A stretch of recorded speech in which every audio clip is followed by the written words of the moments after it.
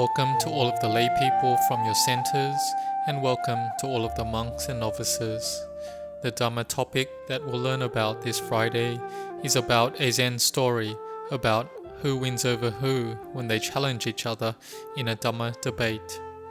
Sometimes when we are traveling on a road, we may see that there is water on that road, but when we come closer, we see there was actually no water there. This phenomena occurs from light that shines down and is reflected in such a way that it makes it look like there's water. Seeing from far away, it looks like there's water, but close up, there's no water there.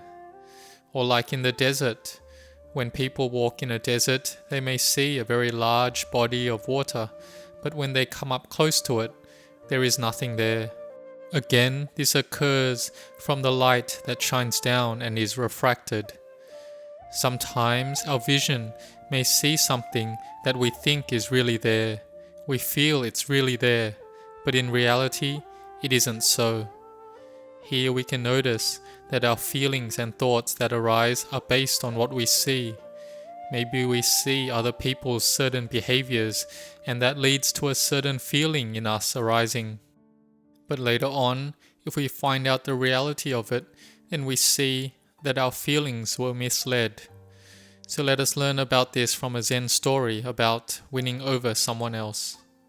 In Japan, in the old days, they had a tradition amongst the Zen monks that when there was a wandering monk who was passing by and wanted to come stay in a temple, he had to have a Dhamma debate with the resident monk. If the visiting monk won over that resident monk, then they were allowed to stay at that temple. If the visiting monk was defeated in the debate, then they would have to keep on traveling.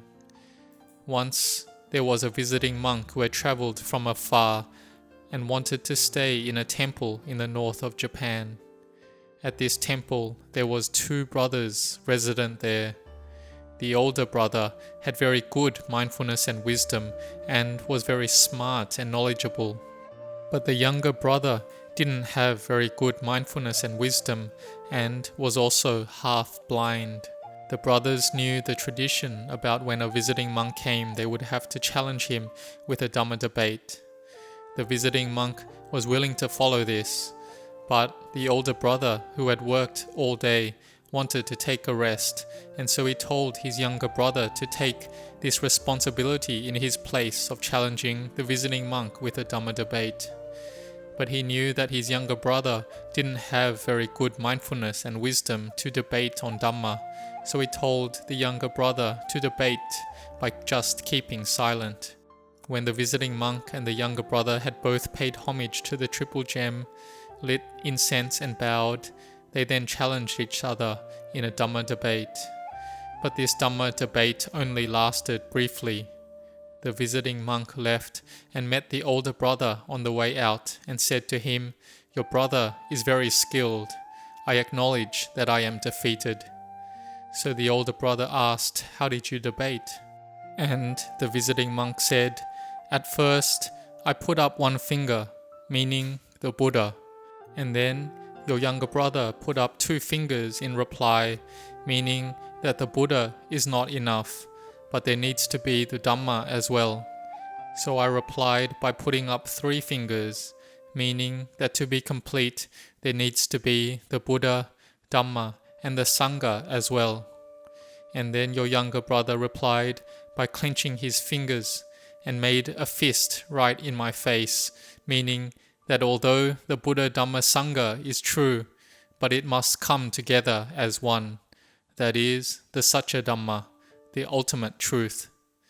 So your younger brother won the debate, and I have no right to stay here, so I will take my leave.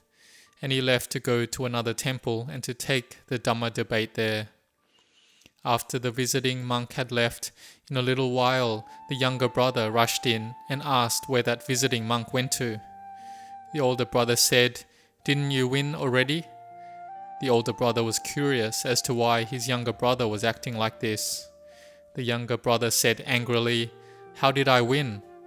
The older brother then asked how did he debate with the visiting monk. The younger brother said loudly, He just saw my face and held up one finger to me, meaning I have only one eye. I was patient because he was a visitor, so I put up 2 fingers, meaning that I was happy that he had 2 eyes. But instead of understanding me, he then put up 3 fingers, meaning that there was 3 eyes between the 2 of us. Then I couldn't hold it in and I got so mad, and so I clenched my fist in his face to hit him, but then he quickly fled and left. So can you see that the way that we see things is different? The true monk or the true Dhamma practitioner, they will see all things according to Dhamma. But if our mind is not yet true, and the mind still has attachments, then one will see things according to worldly ways, like the younger brother in this story. It is up to us how we will see things. If one sees things with metta and karuna, with kindness and compassion, then they will feel one way. If we see with delusion that lacks wisdom, then we will get another type of feeling arising. So we have to be careful in the things that we know and the things that we see, because sometimes it may be an image that tricks the mind, like seeing water in the desert. But when we get close to it, we see that there is nothing there.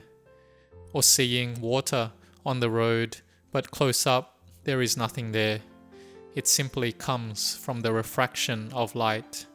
These are some examples. So the things that we see, we may not be able to believe them. Certain feelings may arise when we think that another person is a particular way, but maybe it's really not like that. So however it may be, we have to have a mind that has kindness and compassion. We have to see with Dhamma. In this way, this makes our mind gain more purity. And even when others are acting worldly and seeing according to the way of the world, we can still give peace and happiness to our group that we are a part of and to society. May you grow in blessings.